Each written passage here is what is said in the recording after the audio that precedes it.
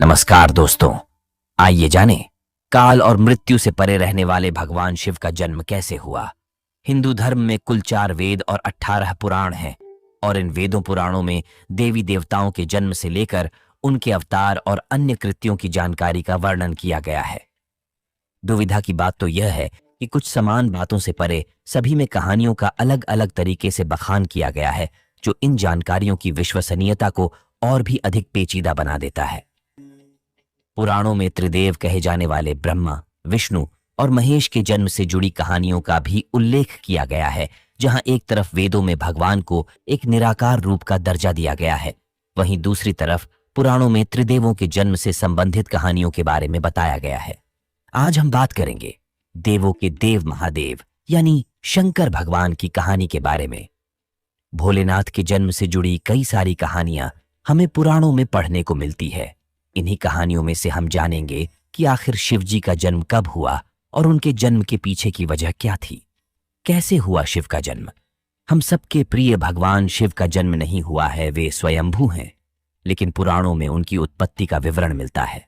विष्णु पुराण के अनुसार ब्रह्मा भगवान विष्णु की नाभि कमल से पैदा हुए, जबकि शिव भगवान विष्णु के माथे के तेज से उत्पन्न हुए बताए गए हैं। विष्णु पुराण की कथाएं कहती हैं कि भगवान शिव का जन्म भगवान विष्णु के माथे से उत्पन्न हुए तेज से हुआ है। माथे के तेज से ही जन्म होने के कारण भगवान शंकर सदैव योग मुद्रा में रहते हैं। इतना ही नहीं, विष्णु पुराण में वर्णित भगवान शिव के जन्म की कहानी उनके बालपन का एकमात्र वर्णन है, क्योंकि और कहीं भी उनके जन्म से जुड़े साक्ष्य नहीं पाए जाते हैं। शिव का जन्म कब हुआ था? विष्णु पुराण में वर्णित भगवान शिव के जन्म की कहानी कुछ इस प्रकार है कि ब्रह्मा को एक बच्चे की जरूरत थी। अपनी इस इच्छा को पूरा करने के लिए उन्होंने कठोर तपस्या की। उनकी तपस्या के फल के तौर पर एक रोता हुआ बालक उनकी गोद में आ गया। जब ब्रह्मा जी ने इस रोते हुए बालक को देखा तो यह सवाल किया कि तुम रो क्यों रहे हो? इस पर वह बालक बोला कि उसका नाम ब्रह्मा नहीं है, इसलिए वह रो रहा है। उस नन्हे मासूम बालक की बात को सुन ब्रह्मा ने उसे नाम दिया रुद्र। इस नाम का अर्थ था रोने वाला, परंतु बालक रूप में बैठे भगवान शिव तब भी चुप न हुए। इस तरह बालक शिव को चुप कराने के लिए ब्रह्मा जी ने 8 नाम दिए थे। वे 8 नाम हैं रुद्र, भाव, उग्र, भीम, शर्व, पशुपति, महादेव और ईशान। यही वजह है कि भगवान शिव इन सभी नामों से भी जाने जाते हैं। शिव जी के जन्म के पीछे की इस पूरी कहानी की बात करें तो था कुछ इस प्रकार है। जब संपूर्ण ब्रह्मांड, धरती, आकाश और पाताल जलमग्न था, उस समय ब्रह्मा, विष्णु और महेश के अलावा कोई भी अस्तित्व में नहीं था।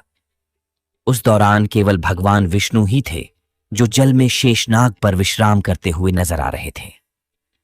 तभी ब्रह्मा जी भगवान शिव की नाभि से प्रकट हुए और फिर भगवान शिव की उत्पत्ति माथे के तेज से हुई।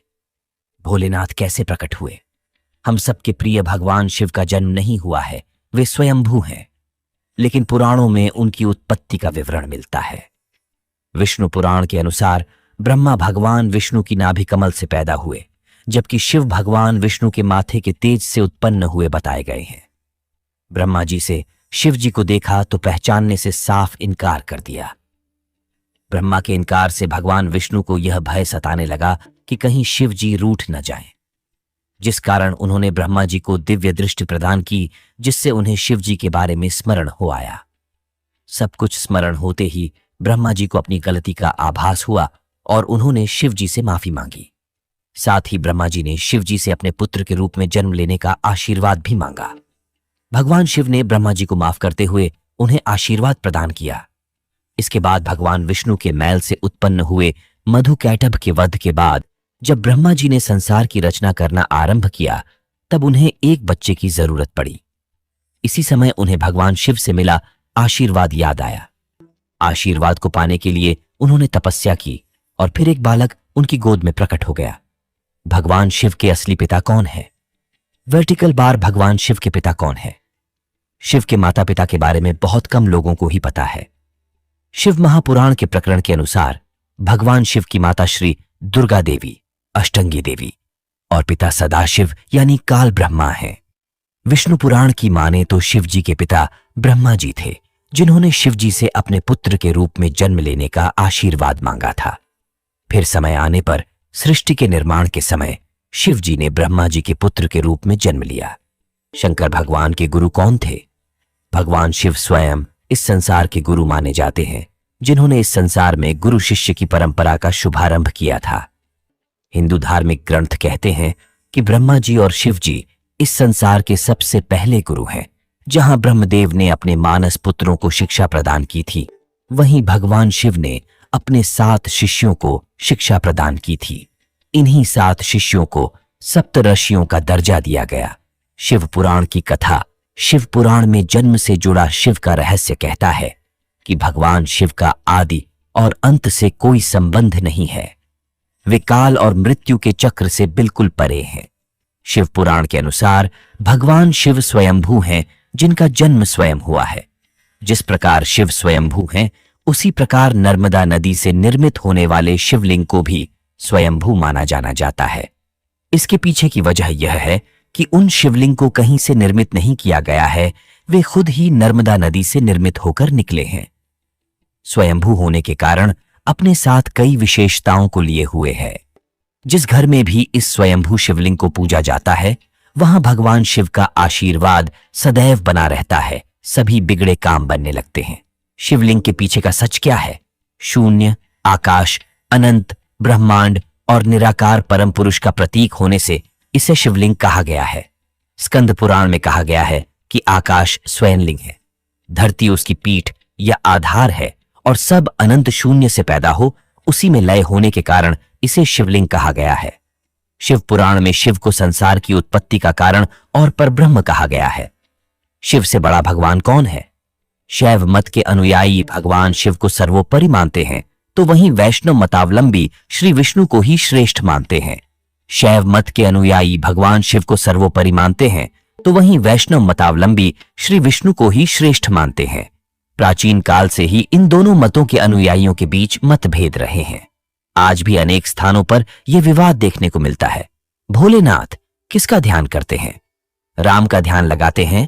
नीलकंठ शिव पुराण में भगवान शिव द्वारा श्री राम का ध्यान लगाने की बात कही गई है।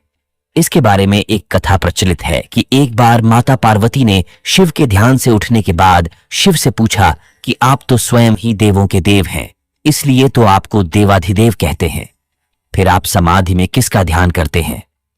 तब शिव ने पार्वती से कहा कि वह जल्दी ही इसका जवाब माता पार्वती को देंगे। इसके बाद भगवान शिव कौशिक ऋषि के सपने में आए और ऋषि कौशिक को राम रक्षा स्तोत्र लिखने का आदेश दिया। शिव का इतिहास क्या है? शिव अनादि तथा सृष्टि प्रक्रिया के आदि स्रोत हैं और यह काल महाकाल ही ज्योतिष शास्त्र के आधार हैं। शिव का अर्थ यद्यपि कल्याणकारी माना गया है, लेकिन वे हमेशा लय एवं प्रलय दोनों को अपने अधीन किए हुए हैं। रावण, शनि, कश्यप ऋषि आदि इनके भक्त हुए हैं। शिव सभी को समान दृष्टि से देखते हैं, इसलिए उन्हें महादेव कहा जाता है। शिव से पहले कौन था? इसके अनुसार जब धरती, आकाश, पाताल समेत पूरा ब्रह्मांड जलमग्न था, तब ब्रह्मा, विष्णु और महेश शिव के सिवा कोई भी देव या प्राणी नहीं था। तब केवल विष्णु ही जल सतह पर अपने शेषनाग पर लेटे नजर आ रहे थे। तब उनकी नाभि से कमलनाल पर ब्रह्मा जी प्रकट हुए। ब्रह्मा विष्णु जब सृष्टि के संबंध में बातें कर रहे थे, तो शिव जी प्रकट हुए। शंकर जी की कितनी बार शादी हुई है? शिव जी की कितनी पत्नियां हुई? इनमें पहली देवी सती और दूसरी माता पार्वती। वहीं अगर हिंदू पौराणिक कथाओं की माने तो महादेव ने 1-2 नहीं बल्कि 4 विवाह किए थे। उनके सभी विवाह आदिशक्ति से ही हुए थे। भगवान शिव का पहला विवाह माता सती के साथ हुआ। शिव जी कौन से युग में थे? भगवान शिव के सम्मुख त्रेता युग का आरंभ होते ही ये किसका जन्म हुआ? भगवान शिव को कौन हरा सकता है? भगवान शिव के नेतृत्व में हुए युद्ध पारंपरिक युद्ध से परे थे, जिनमें आध्यात्मिक और दार्शनिक पहलू भी शामिल थे। चूंकि उसे ब्रह्मांडीय संतुलन का शाश्वत महत्व माना जा रहा है, इसलिए यह दृढ़ विश्वास है कि उसकी शक्ति का कोई प्रतिस्थापन नहीं है और कोई भी उसे पूरी तरह से हरा नहीं सकता है। शिव की आयु कितनी है? भगवान शिव को अमर माना जाता है। हालांकि पवित्र शास्त्र साबित करते हैं कि भगवान शिव का जीवन काल सीमित है। यही स्थिति ब्रह्मा और विष्णु की भी है। भगवान शिव की मृत्यु कैसे हुई? हिंदू धर्म में शिव जी को अमर, मृत्यु रहित माना जाता है और उनका जन्म और मृत्यु नहीं होता है। इसलिए शिव जी की जन्म या मृत्यु की बात नहीं की जाती है।